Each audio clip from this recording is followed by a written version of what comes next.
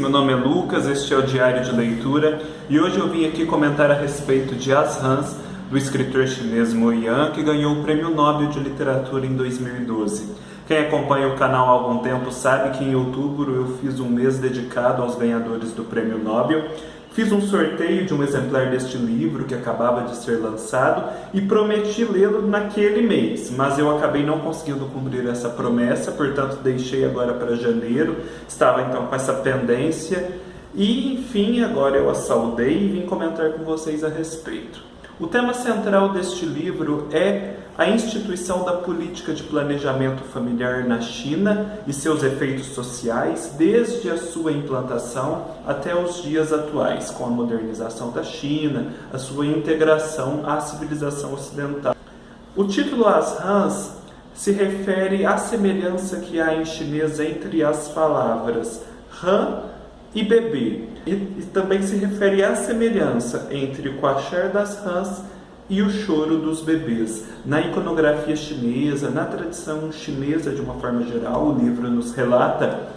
as rãs são sempre associadas à fertilidade, à procriação, à maternidade. Este livro é estruturado da seguinte forma: o narrador, o corre-corre, tem uma tia que era a princípio uma técnica em obstetrícia, uma ginecologista, que começou a fazer partos na província de Gaome, onde eles moravam, e se tornou muito famosa, pois era muito bem sucedida em seus partos. Ela começa a fazer seus partos como parte de um processo de mudança de época, porque os partos antigamente eram feitos por parteiras tradicionais, mas essas parteiras eram muito pouco hábeis e muitas vezes as mães e os bebês acabavam morrendo. Então, o livro nos relata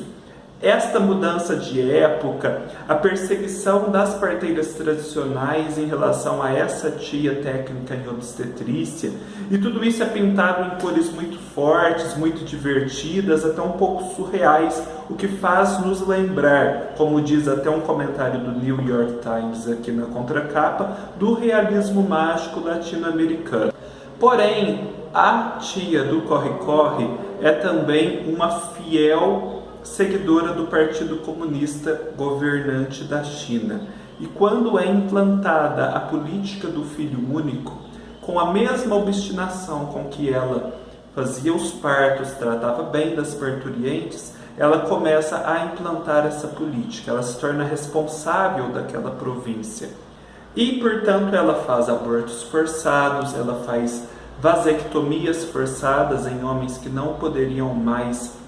ter filhos, pois já tinham passado da cota estabelecida, e assim de uma pessoa amada se torna uma pessoa ao mesmo tempo odiada pelos habitantes locais. Mas ela prossegue na sua obstinação, no seu fiel cumprimento das ordens superiores e se torna, ao longo dos anos, uma verdadeira lenda daquela localidade. Porém, apesar de parecer o tempo todo forte, o tempo todo muito convicta de seus atos, conforme o tempo passa, todos esses abortos, todas essas esterilizações forçadas, as mortes que acarretaram não só dos fetos, mas também das mães, que às vezes eram obrigadas a abortar com 7 meses, ou a fugir para que esse aborto não acontecesse e acabavam tendo filho, mas não conseguindo sobreviver ao parto, tudo isso cobra o seu preço. E essa tia do corre-corre, a Wan Coração, se torna um pouco perturbada, com um senso de culpa muito forte. Mas o livro trata então principalmente dessa tia e também da vida do próprio corre-corre, tanto naquilo em que a vida dele tangencia a vida da própria tia, como o episódio em que a sua esposa engravida pela segunda vez. Ele é obrigado a entregá-la à tia para que ela faça um aborto forçado, estando ela, a esposa, com 7 meses de gestação. E essa esposa dele acaba não sobrevivendo. como em outros casos, como a carreira militar dele, as paixões, e tudo isso de modo a demonstrar as mudanças pelas quais passou a China, desde os tempos lá de Mao Tse-tung, de toda a penúria, os momentos em que não havia penúria, pois a safra era boa, até a China atual, onde há um pouco mais de liberdade, um pouco mais de flexibilidade. A gente então tem ao longo de todo esse livro a possibilidade de absorver um pouco do que se passa na China, de como era essa política do filho único, como as pessoas faziam para burlar. A gente vê também a questão da corrupção, que é sistêmica na China. O tempo todo, apesar de não ser feito isso de uma maneira explícita, faz-se alusões a atos de corrupção das autoridades governamentais, pelos quais, inclusive, muitos conseguiam ter filhos além da cota, desde que conseguissem pagar por isso. O livro é estruturado de tal forma que o corre-corre se dirige, como se em cartas, a um interlocutor japonês, dizendo que quer escrever uma peça de teatro a respeito da sua tia, e ao falar sobre isso, ele vai contando a história da tia, a sua própria história, e no final, na última parte do livro, há a peça propriamente dita. O livro ele tem um começo muito bom.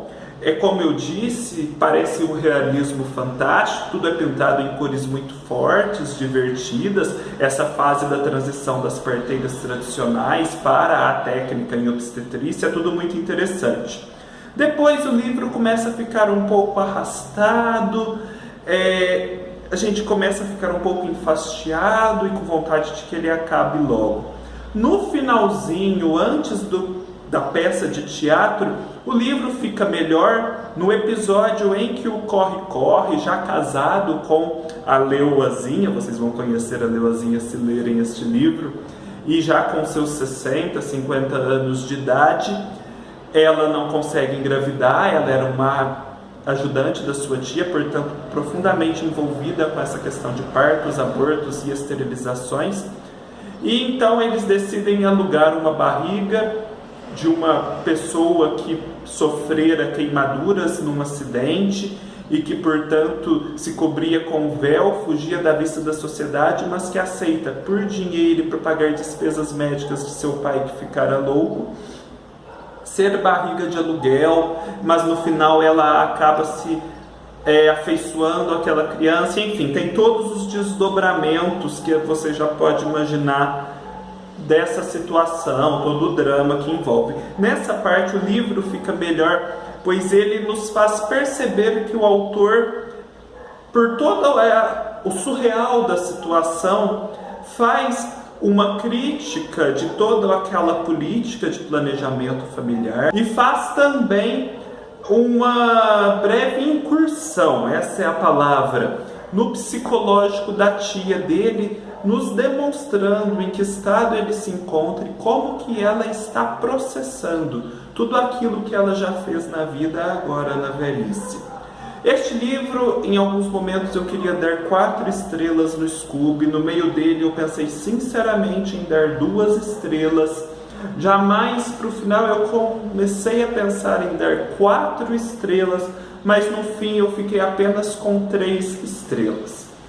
É um livro bom, não é um livro ruim, mas eu acho que pela riqueza do tema,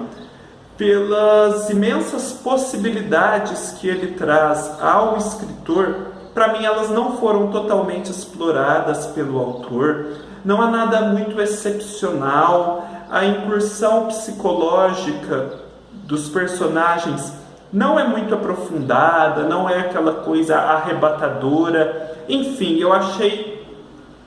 que ele poderia ter sido muito mais do que ele realmente foi. Mas, caso vocês se interessem, nem que seja para ter um vislumbre do que seja essa política do filho único na China, desde a sua implantação até os dias de hoje, aí sim vale a pena ler este livro.